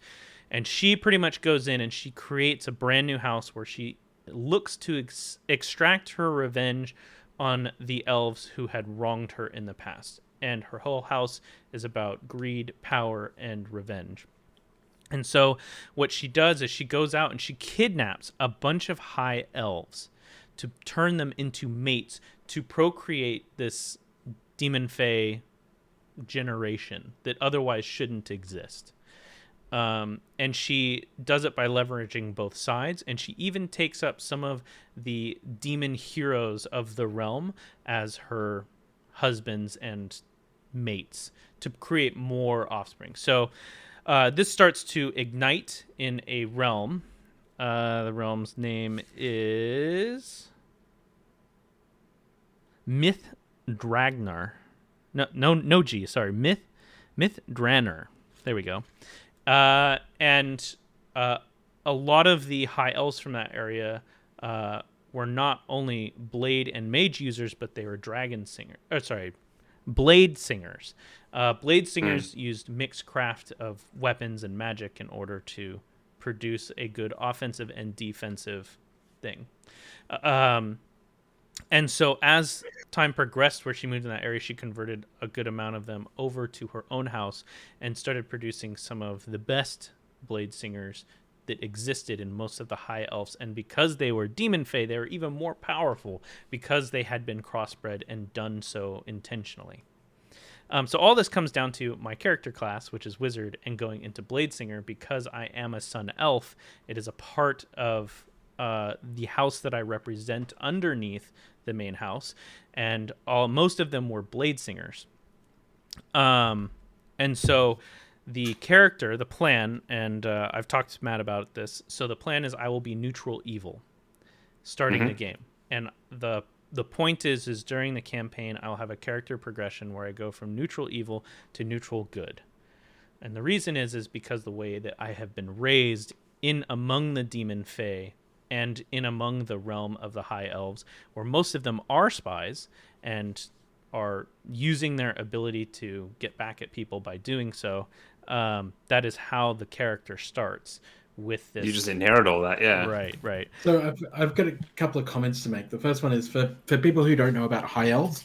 High elves notoriously hate every other race. They're super racist and super evil. Yes. The second point I want to make, which is a little bit on the comedy side, so excuse me, everybody, but so you're a house elf.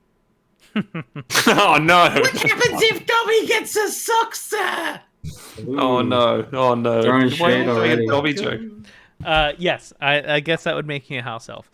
And in the actual writing of the story, because multiple pages and I don't want to read all of it,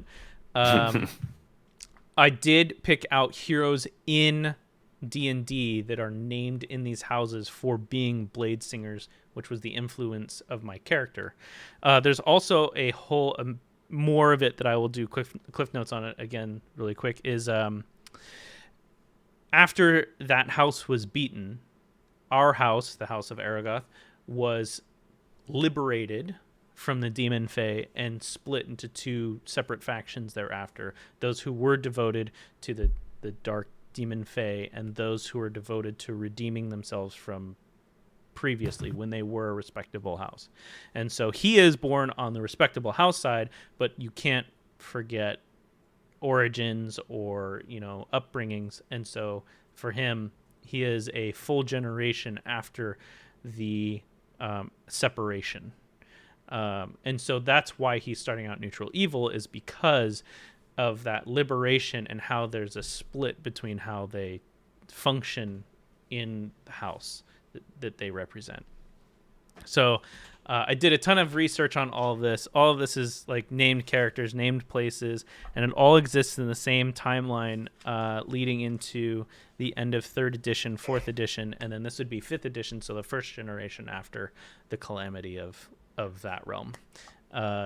So anyways, yeah.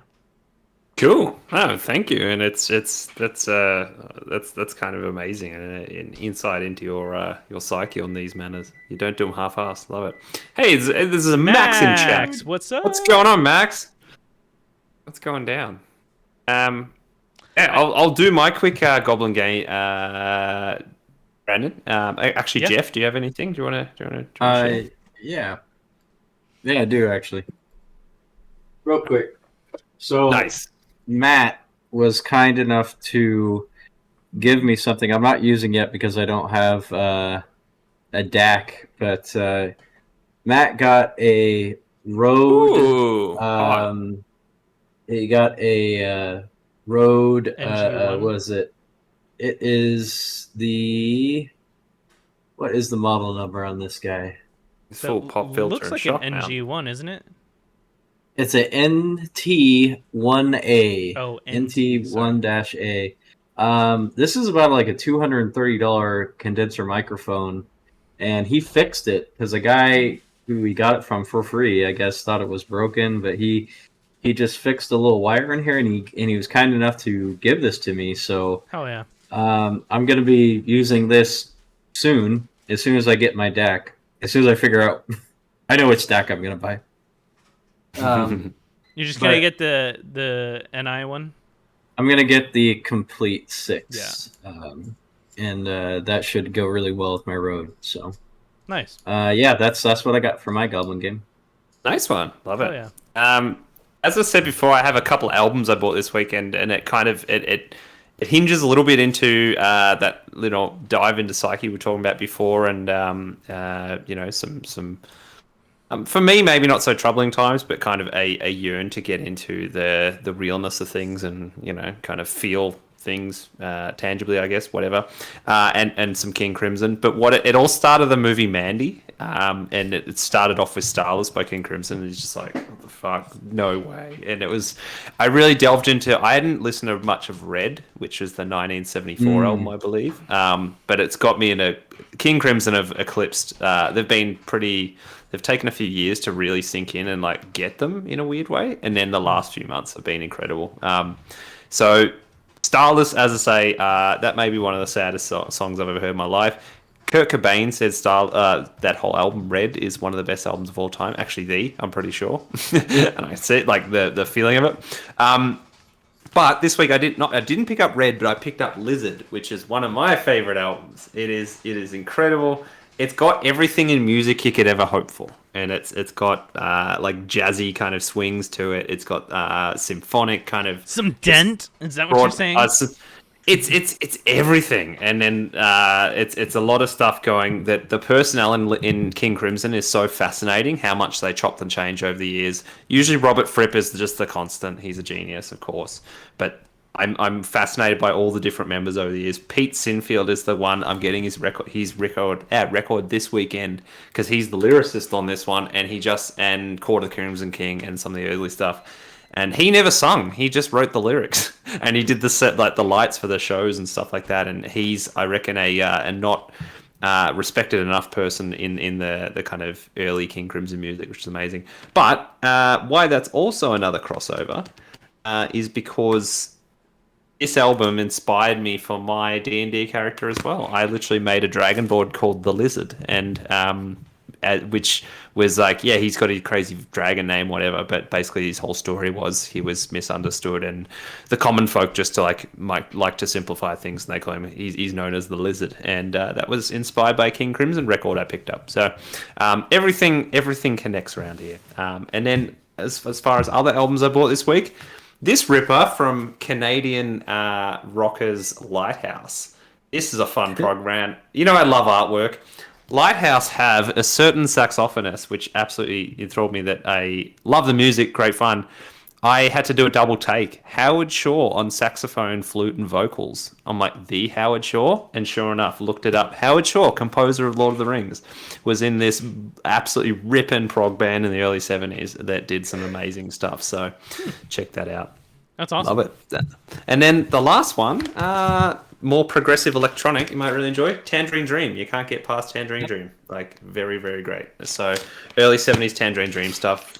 Force Majeure, I think it's called, is unreal. Like, it's very, very good stuff if you want to get a bit more cosmic. So, that's been my my musical kind of delvings in the last week. Yeah, Tangerine Dream is great. I love them.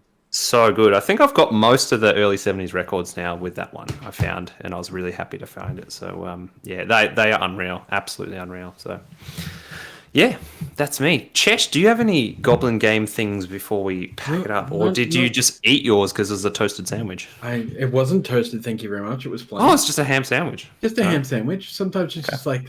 I was actually looking for a tomato and ham sandwich. I couldn't find one, which makes me sad. Because tomato, cheese, and ham can't go wrong. No, I don't have a Goblin Game this week. I have been working behind the scenes on some NFTs of my art, so I can't really Goblin Game that at this point. It's getting there. I did link chat with one of the pictures that I've been carving up, so to speak, which will be set into two halves and a whole, which is. You'll see once it happens, but yeah, so this is going to be an interesting time. It's a cool image, and I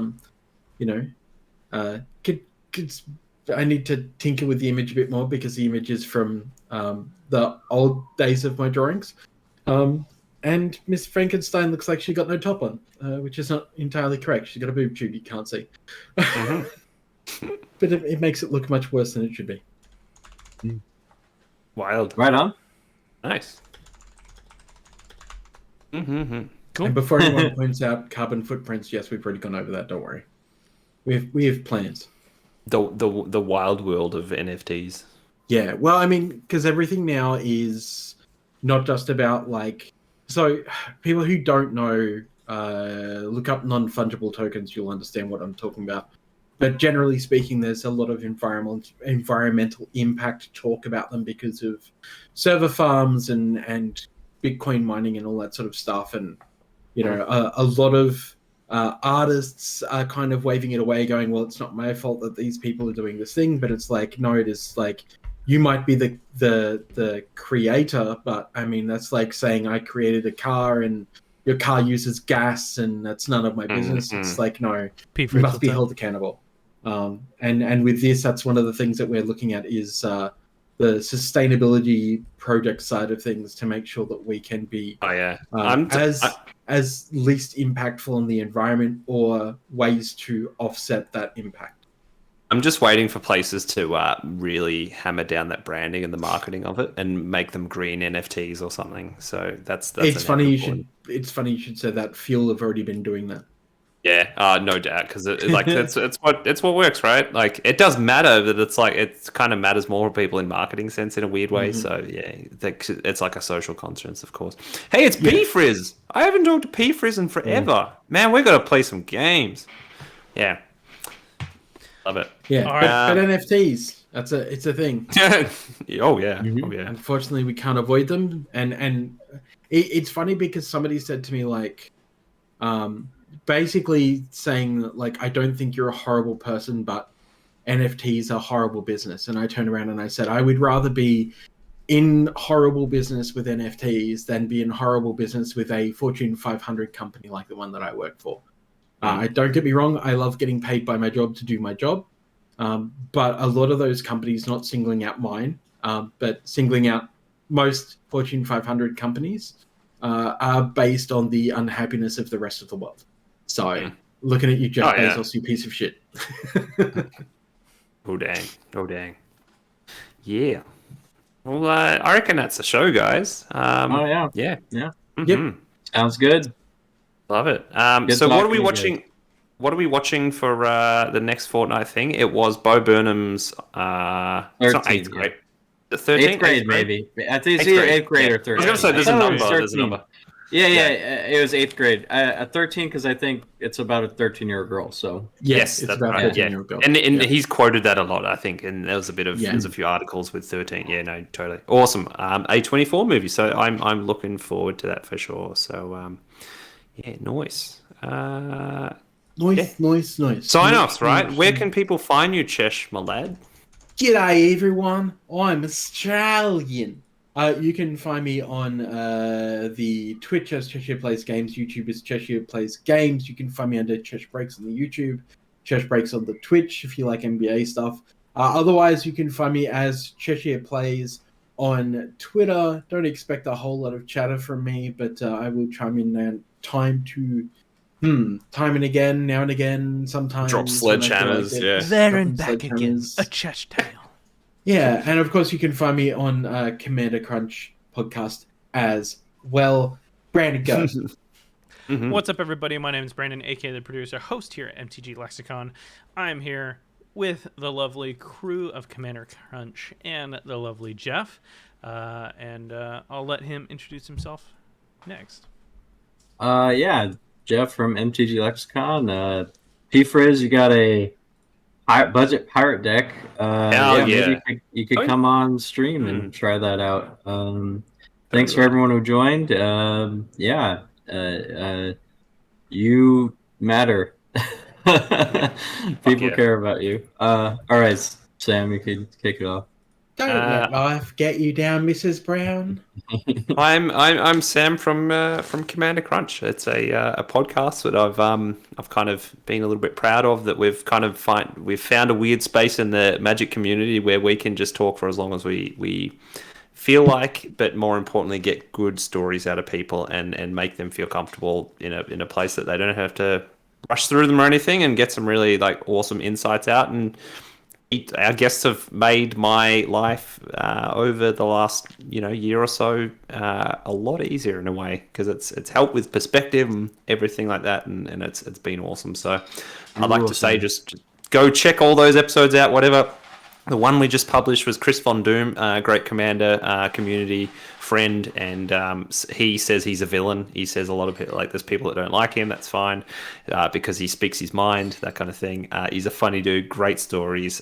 We awesome references as always. So keep your Google tabs open for awesome recommendations on things. But and we've got some really awesome guests lined up for the next, I think, 3 or 4 weeks. We put a shout out on Twitter, and it went nuts as far as people going, yeah, these people should be on Commander Crunch, because oftentimes it's people telling their story on a platform they don't have on their own podcasts or things or whatever, and they're like, wow, someone's listening. It's like, yeah, go nuts. So good fun. Get that wherever you get your podcast from, and sometimes we talk about Commander too, so that's the thing. And sometimes we talk about eating Pokemon. We did talk about that. That's getting into deep lore territory. We're trying to figure out what would make the best Pokemon. No, it was what was it? Dan from Moderately Anonymous MTG asked what would the best Pokemon steak be, and we had an awesome conversation about that. It was Wagyu Snorlax. Just saying. Yeah, Oh, I was like, man. a sushi Gyarados. But that's like ultra marbled. That you have to like slice it and like white. literally waft it through like the air of like an 80-degree like room, and then put it on the plate. Totally.